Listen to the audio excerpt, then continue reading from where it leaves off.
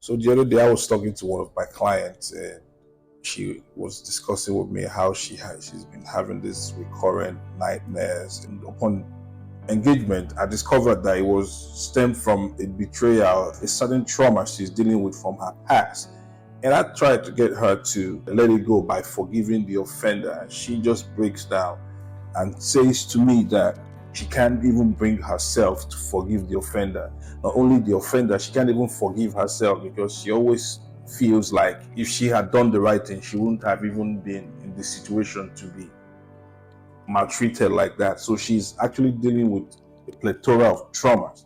You ask people to forgive their offender, they think it exonerates the offender of the offense. That's not true. Today, I want to share with you 3 reasons why you need to forgive. The first reason is that when you don't forgive people, you are like a person walking around with a bullet wound and the bullet still inside of your body. Whoever fired at you is long gone and they are enjoying their life wherever they are at this moment. While you are still walking around with the bullet wound, and every time you touch that wound, you still feel the pain. That is what unforgiveness does. So what you're doing when you forgive is that you separate the offense from the offender. When somebody is shot, when it goes into the ER, the first thing the doctors want to do is extract the bullet. They don't start looking for the offender or start looking for the weapon that fired bullet. The offense could have happened many years ago, but every time you think about it, because you still feel that pain, it's like touching a wound in your body, and that's not good for you. The second thing is that forgiveness is like trying to swim with a backpack full of rocks. You can't get very far. When you walk around with unforgiveness, you can't make a lot of progress in your life.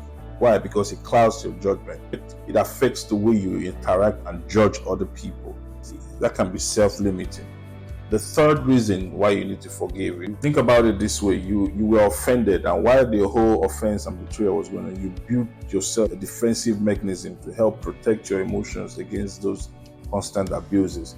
That can be likened to a person who was preparing for war, and they go store up weapons, caches of weapons in their house, but suddenly the war was called off or the war has been long over, and you're still storing those weapons in your house.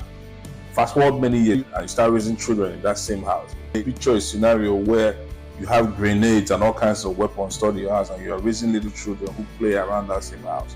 That's the same way it feels like harboring unforgiveness in your heart.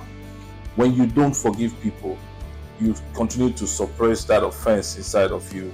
One day you will lash out and you'll not even know where that offense came from. It could be you find yourself getting provoked by the slightest and littlest things. You find yourself